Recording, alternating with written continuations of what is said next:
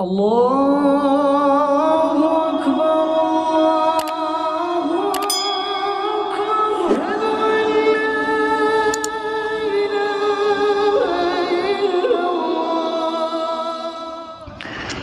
Ada panggilan yang pasti kapanpun juga, yang wajib dijawab, kita harus siap. Tetapi hampir kita tidak ada yang siap, yaitu panggilan kematian. Paling sering kita mendengar ayat kullu nafsin dha'iqatul maut. Itu kan sudah lama ayat itu. Tapi kalau ada yang meninggal, cepat pertanyaan kita, COVID bukan? Gitu Pak pertanyaannya. Jadi sepertinya dengan kematian jadi rusak kesannya itu. Padahal berulang kali kita mengkaji ayat kematian ini, kapan dimanapun kita berada, walaupun kita berada di sebuah benteng yang tinggi, yang kokoh, walau kanu bi burujim musayyadah, tetap kematian itu menjemput kita. Bagaimana hidup bersama Allah, mati pun bersama Allah. Tidak ada seorang mukmin mati dalam keadaan buruk, nggak ada. Jika dia mati dalam status mukmin, itu dulu. Kecuali dia mati dalam keadaan kufur, fasik, munafik. Ini yang harus dijaga. Maka ada doa.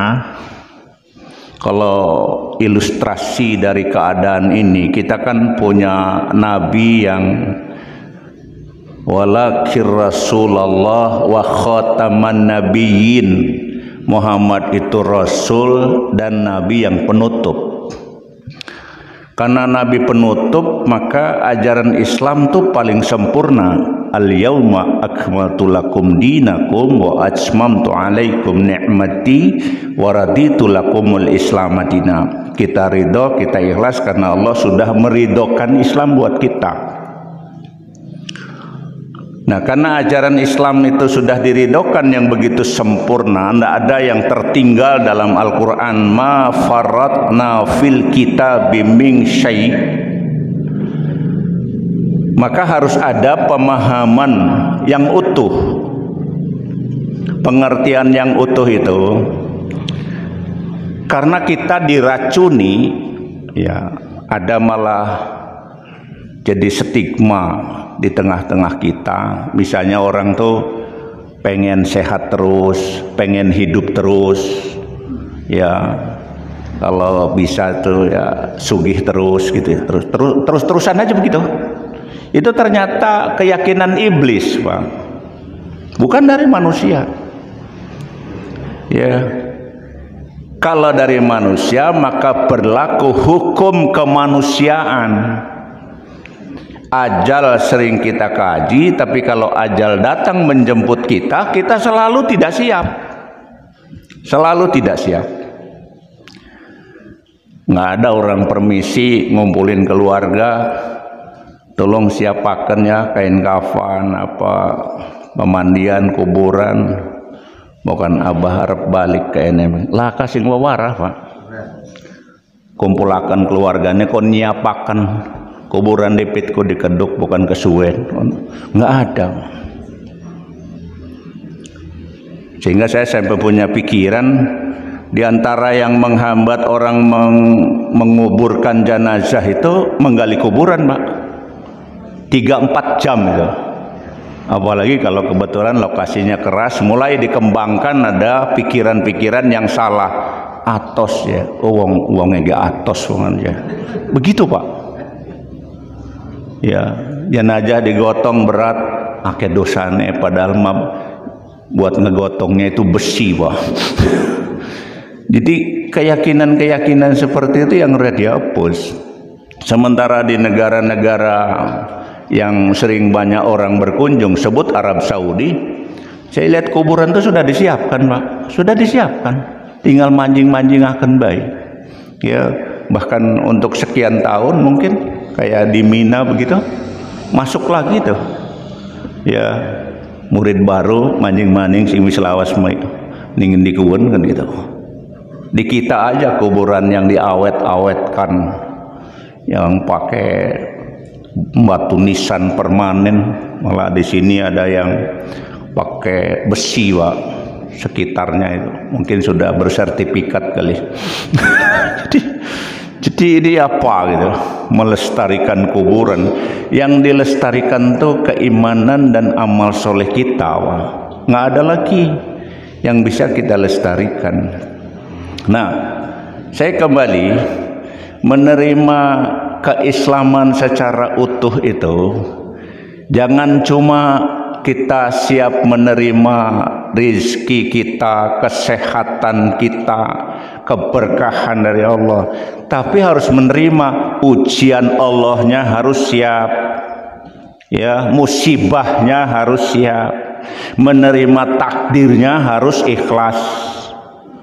Itu yang harus digarap. Maka kenapa kita ngajak supaya ada hidup selalu bersama Allah, karena banyak dalam Quran ayat yang mengatakan Allah itu membersamai kita, cuma kadang kita merasa tidak bersama dengan Allah. Innallaha ma'al ladzina taqaw wal ladzina hum muhsinun, atau ayat lain wa huwa ma'akum aina ma kuntum wallahu bima ta'maluna basir. Dia Allah tuh selalu bersama kamu di mana saja kamu berada, dan Allah mengetahui apa yang kamu kerjakan. Dari ayat ini, hadirin sekalian, karena Allah itu bersama kita, maka orang akan merasa selamat kalau hidup bersama Allah. Yang bahayanya Allah bersama kita, tapi kita kadang tidak bersama Allah. Begitu orang bisnis ngomong, hati-hati nih ada riba, halal haram. Wih, bisnis mah aja ngomong halal haram murah kebagian. Engkau wis cair kok zakat. Begitu kan, Pak? Ya, umumnya. Ya, gitu. Terus orang berbisnis kompak kalau untung, ribut kalau rugi, Pak. Termasuk bank syariah, Pak.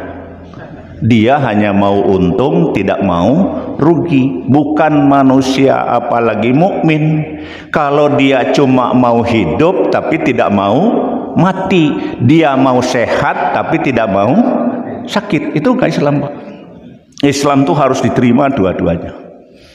Pengertian udkhulu fis-silmi kafah, terimalah Islam ini yang paling sempurna dalam segala-galanya. Orang kalau ditanya sekarang, kayaknya wis parak kiamat, lah sing pengen ke parak, Pak. Diutusnya Nabi Muhammad menunjukkan zaman ini sudah akhir. Ya. Dan itu resiko, karena Al-Quran paling sempurna, ajaran nabinya juga paling akhir, maka pasti ujian-ujian yang pernah terjadi dahulu itu dikasihkan seluruhnya sekarang, Pak. Jadi kalau ada ayat misalnya kul siru fil ardi fangduru kaifa kana akibatul ladina min qabl kanu aktsaruhum musyrikun. Katakanlah kamu berjalan, bisa juga mengembara, siru. Sekarang ada istilah pelesir, Pak, dari siru itu. Ya. Ada dalam kajian Tazkiyatun Nafas itu ada wisata rohani. Gitu. Siru fil ardi. Coba kamu perhatikan, kamu simak, ya, terkadang merenungkan. Misalnya banjir di mana-mana. Oh, sudah dulu zaman Nabi Nuh. Begitu. Berulang-ulang kan banjir itu. Ada anak kandung berkelahi, itu zaman Nabi Adam. Begitu, Pak. Turun semua sekarang. Istri ngelawan suami, zaman Nabi apa? Meru, Lut juga kok. Ibu-ibu sih ngomong, Lut. Ya. Termasuk saya lihat Nabi Ayub juga sama, Pak. Istrinya melawan kepada suami. Ya, ada suami yang durhaka. Siapa suami yang durhaka? Firaun, yang anaknya itu istrinya Asia yang menyelamatkan Nabi Musa. Jadi apa yang terjadi hari ini? Gempa, gunung meletus, tanah longsor, banjir, kelelep, Covid, itu kan taun dulunya, Pak. Diturunkan semua karena kamu tuh zaman akhir, nggak ada lagi orang sesudah umat Nabi Muhammad, umat apa lagi? Yang selainnya nggak ada lagi. Jadi kita harus bersyukur, bersabar, bertawakal sekaligus berikhtiar. Apa-apa sedang diberikan oleh Allah. Kalau ujian makan itu ada psikotes, kalau ya ada tes tulis, ujian istilahnya dulu, ujian tulis utul, tulis, ya, ujian praktek uprak, ujian praktek, Pak, kan gitu. Ya, mungkin juga tes psikologi dan macam-macam.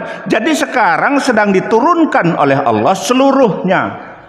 Maka kita ngejawabnya juga nggak sebagian-sebagian, tapi apa yang ada dalam ayat itu? Kanu aksaruhum musyrikun.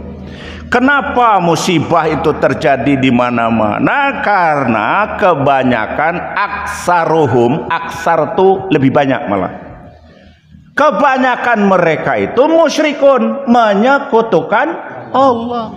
Maka saya mengajak kita semua, Allah bersama kita dan kita harus bersama Allah. Radhiyallahu anhum wa radu'an, radiyatam mardiyah. Allahnya ridho, tapi kadang kita tidak ridho. Dikasih ujian demi ujian, belum selesai satu pekerjaan, tiba lagi yang lain, terus gitu. Itulah kuasa Allah. Kalau kita pernah mengkaji, ya, bahwa Allah itu tidak malu membuat binatang yang sekecil apapun. Buat orang yang beriman, fa'ammal ladzina amanu faya'lamuna annahul haqqu mir rabbihim. Virus itu adalah makhluk Allah. Itu adalah tanda-tanda kebesaran Allah. Karena kita sering nganggap kecil apa-apa yang diberikan oleh Allah. Gunung meletus gede, banjir di mana-mana besar, banyak orang tenggelam, tapi virus nggak kelihatan, itu dianggap kecil. Padahal virus yang paling berbahaya adalah keimanan kita sendiri. Ya, jadi sekarang yang harus diwaspadai, Pak, saya lihat ayat Quran. Kalau Quran bicara orang beriman tidak pernah ada yang rugi apapun yang diberikan oleh Allah. Qad aflahal mu'minun alladzina hum fi sholatihim khashi'un walladzina hum anil lagwi mu'ridun walladzina hum lizzakati fa'ilun walladzina hum li furujihim hafidun. Apa saja yang Allah berikan di tangan orang beriman, kalau dia mampu mempertahankan stabilitas keimanan, pasti dia beruntung. Diberikan sakit, ingat Allah. Sembuh lagi, ingat Allah. Gering maning, ingat Allah. Terus mati, itu yang giliran mati kini orang inget ning Allah. Iya, Pak. Jadi ada fluktuasi yang harus kita waspadai. Kalau orang sakit sembuh lagi, alhamdulillah aja sampun pulih aja. CP dokter mah sampun negatif di mokono. Barang anu kesoke mati positif. Positif mati nih, Pak. Jadi kita itu menerima perubahan-perubahan itu seringkali tidak siap, Pak. Dan itu kenapa sih salat itu banyak gerakannya? Padahal mah atuh salat ngebegeg besi ngadeg ta dodok ta. Karena hidup ini banyak gerakan. Tiap gerakan kalau selalu memanggil Allah, bersama Allah, merasa dilindungi oleh Allah, nggak ada yang dikhawatirkan. Allahu Akbar. Sami Allah liman hamidah, Rabbana walakal hamdu. Allahu Akbar, Allahu Akbar, Allahu Akbar. Terakhir, assalamualaikum kanan, assalamualaikum kiri. Hidup bakal diselamatkan Allah kalau selalu. Itu yang susahnya tuh di situ. Yang namanya syirik, lawan daripada tauhid, bukan hanya orang menyembah berhala, Pak, dalam pengertian patung. Ya, dalam pengertian mungkin juga asnam tuh macam-macam keberhalaan. Tapi keyakinan yang tidak lurus dibiarkan pada tidak sesuai dengan Al-Quran, itu adalah bentuk-bentuk penyimpangan. Jadi kalau ada kita hidup ingin bersama Allah, tujuannya supaya mahabbatullah, dicintai oleh Allah, itu kan tahapan-tahapannya banyak sekali. Kita harus berilmu yang meniadakan kebohongan. Maka tidak boleh orang berilmu seringkali berbohong, apalagi beternak kebohongan. Itu rusak itu. Orang kafir, walau karihal kafirun, walau karihal musyrikun, nggak suka sama kamu, kamu aja yang suka-suka. Kenapa kamu suka-suka? Di Quran disebutkan fi qulubihim maradun fazadahumullahu maradda walakin adzabun alim. Mereka tuh nggak tahu bima kanu yakdibun, mereka tuh dusta. Tidak boleh mengucapkan salam, nerima salam, ngejawab salam kalau dia dari orang kafir. Itu kan Quran sudah sangat jelas. Ya, lakum dinukum waliyadin. Mereka yang punya keyakinan, kita punya keyakinan lam yalid walam yulad walam yakulahu kufuwan ahad. Ada tuntunan salam boleh dijawab atau mengucapkan salam harus ditambahi, seperti Nabi ngirim surat ke raja-raja Romawi yang bukan Islam. Ala manit taba'al huda wa alaikumussalam ala manit taba'al huda, atau cukup saja wa alaikum tanpa menggunakan salam. Kenapa? Karena salam itu punya Allah. Allahumma antas salam wa minkas salam wa ilaika yaudus salam. Itu kan kepunyaan Allah. Kok gegabah amat ngejualnya? Nabi aja nggak mau. Ada surat Nabi dirobek-robek. Apa kata Nabi? Nanti kerajaan dia juga dirobek-robek kayak surat itu. Benar itu. Ini yang harus kita waspadai. Maka kenapa saya ingin ngajak kita semua hidup bersama Allah. Hidup yang bersama Allah hanyalah hidup seorang mukmin. Kalau seorang muslim, walaupun ayat wala tamutunna illa wa antum muslimun, tapi kan semulanya itu ittaqullah haqqa tuqati, itu dalam konteks ketakwaan, dalam konteks keimanan. Karena kalau Islam ini, Pak, masih bisa mencela-mencela. Ada Islam munafik. Beriman nggak ada orang munafik, Pak. Nggak mukmin dia. Baru Islam. Ya, jadi kita melihat dari sekalian, karena Islam sudah sempurna, Islam ini sudah utuh, maka ujiannya juga insya Allah lebih lengkap yang diberikan kepada Nabi ya sebelum kita. Bisa Nabi Nuh, bisa Nabi Lot, bisa juga Nabi Adam sendiri, atau mungkin dengan berbagai macam ujian yang diberikan. Sekarang diberikan semua, karena ibaratnya ini permainan mau berakhir, Pak. Main sore aja ketunggul bae sih kok. Ya, nginume jahe be mencret. Sing kenang jahe mati, orang nganggo jahe gah mati. Konon kok. Ya, bukan jelek, jangan dipahami saya anti ikhtiar, bukan. Menuhankan ikhtiar syirik, Pak. Gimana? Waduh je, wis berobat ning dindi. Puluhan dokter baris digawa ning Singapura, terus ning Amerika, terus ning Cina, terakhir mati. Lah orang digawa merana gak? Mati memang. Emang ada digawa ning Cina urip tak? Wong Cina gak pada mati sindur digawa meren. Itu menuhankan ikhtiar. Maka ada syirkul asbab itu dalam kajian tauhid itu. Berusaha itu ada batasnya, Pak. Ada batasnya. Wong kita membaca innallaha la yughayyiru ma biqaumin, itu ayat awalnya itu ditinggalkan. Ternyata ayat awalnya ketentuan Allah itu sesuai dengan semangat doa kita, Allahumma la mani'a lima a'taita wa la mu'tiya lima mana'ta. Allah tidak bisa menolak kekuatan apapun kalau Allah sudah memberi. Tapi Allah tidak bisa juga memberi kalau Allah sudah nolak. Berarti kan kuasanya penuh. Ikhtiar itu wajib, tapi ikhtiar tidak boleh melanggar syariat. Jadi maksud saya kembali, menghadapi situasi karena musibah begitu kompleks dan lengkap, maka kita menghadapinya juga harus secara utuh. Ikhtiar iya, jangan salah, ada takdir Allah. Padukan antara ikhtiar dan takdir. Maka bagaimana? Bertawakal hanya kepada Allah. Putusannya apa? Harus ikhlas, harus ridho, harus cinta kepada Allah. Inilah yang kemudian banyak komentar-komentar yang sering saya kutip di sini, tapi prakteknya kita belum tentu bisa. Seorang tua menuntun anak kecil, sedang lucu-lucunya datang truk trailer nabrak anaknya, meninggal di lokasi. Supirnya nangis turun, silahkan minta hukuman apa kepada saya. Malah orang tuanya berdoa, inilah keputusan Allah yang terbaik. Coba Bapak kira-kira mau nakai ke gilas mobil kok ngedoa di jamret mah iya kena uang puantogakan maning. Oh bakal lulus pak. Itu luar biasa, itu orang dapat hidayah. Anak ke gilas nih ngarepan mata nih ngedoa.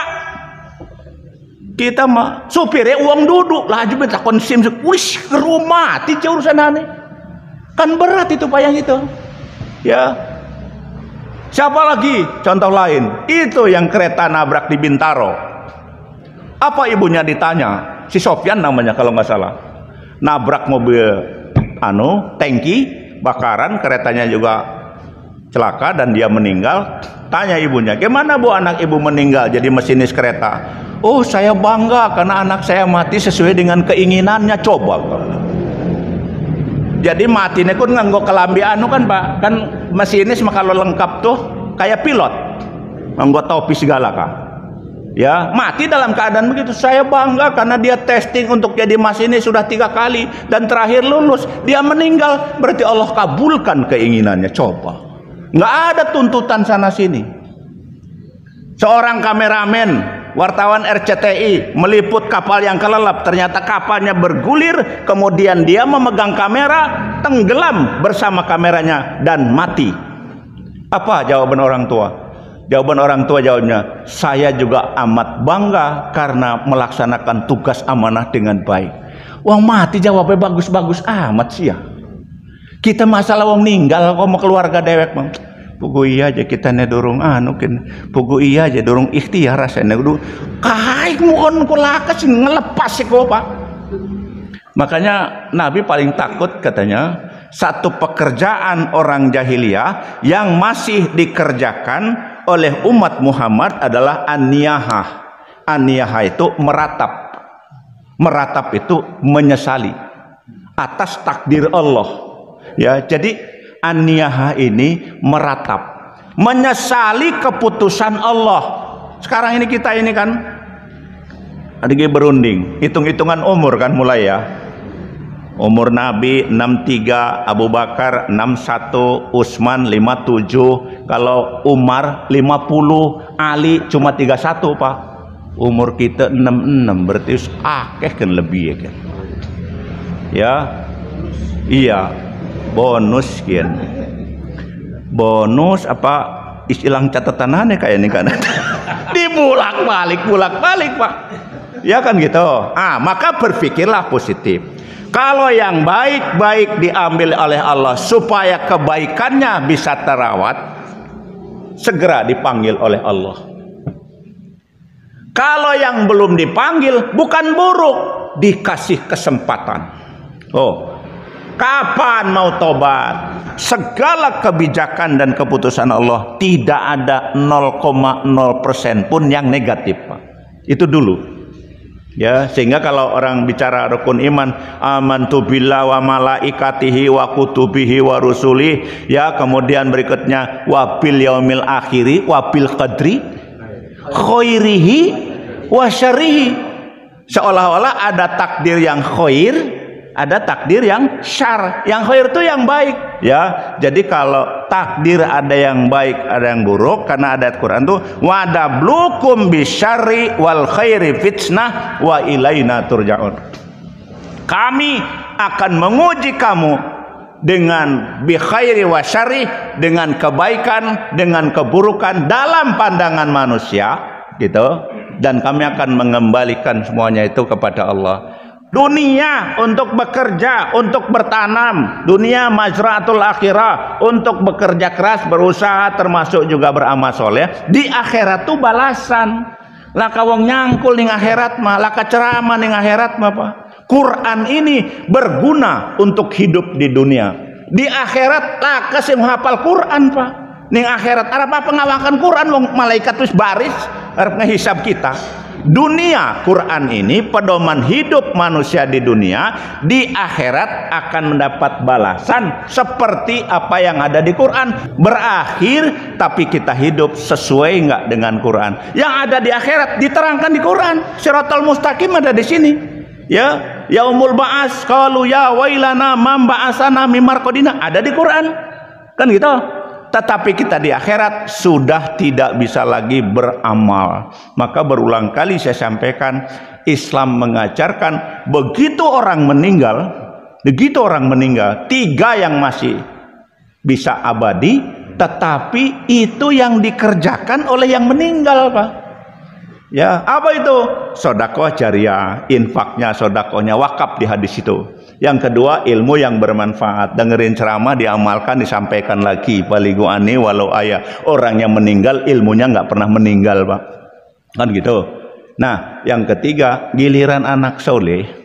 Itu bukan berarti wong tuane madurake anaknya soleh nggo karcis ning sorga. Bukan Pak. Pengertiannya. Sebab anaknya Fir'aun, anaknya Korun, anaknya Abu Jahal, saudara Nabi sekalipun, kalau tidak Islam kan tidak bisa Pak. Walaupun orang tua sendiri. Ibrahim kan bapaknya pedagang patung, kan tidak dijamin oleh Allah. Oleh sebab itu maka pengertian anak soleh yang selalu mendoakan orang tuanya, ketika orang tua dan anak-anaknya ini memelihara kesolehan. Hubungan nasab terkalahkan oleh hubungan akidah. Kita berakidah walaupun kuburan berbeda di mana, insya Allah dipertemukan Allah. Itu maksud saya. Ya, kesadarannya yang kita bangun, mudah-mudahan kita semua diselamatkan oleh Allah dengan ujian cobaan yang begitu lengkap. Insya Allah keimanan kita bertambah bagus. Tengok-tengoklah, pedulilah, suka berbagi, setia dengan teman, sebatas yang diajarkan Islam. Kemudian saling mendoakan. Kalau ada yang harus pulang di antara kita mendahului, itulah yang terbaik. Kalau ada yang masih harus hidup, itu juga yang terbaik. Tidak ada yang duluan sama yang pulang, tidak ada yang terbaik. Yang umurnya pendek diambil oleh Allah, itulah yang terbaik, disayang Allah. Yang masih ditinggal umurnya panjang sampai dia lupa kapan tanggal lahirnya, itu juga disayang oleh Allah. Jadi begitulah mati, sesuai dengan jatah dan jadwal Allah. Jangan minta ngeduluin, tapi jangan minta juga nggak mati-mati. Ya ambillah jatah sesuai dengan Allah yang berikan. Ya mudah-mudahan umur sisalah, saya sebut sisalah. Kalau tadi bonus, bukankah beli jeruk baru ditambah kalau agak bosok Pak. Oli milih deh keko pura-pura sing bagus. Beri cekal sing bonyok akan merono. Duren sing ana ulere gak akan merono. Jadi kita guys umur bonyok, duren bosok, mudah-mudahan masih bisa dimanfaatkan. Amin. Qalu subhanaka la ilma lana illa ma 'allamtana.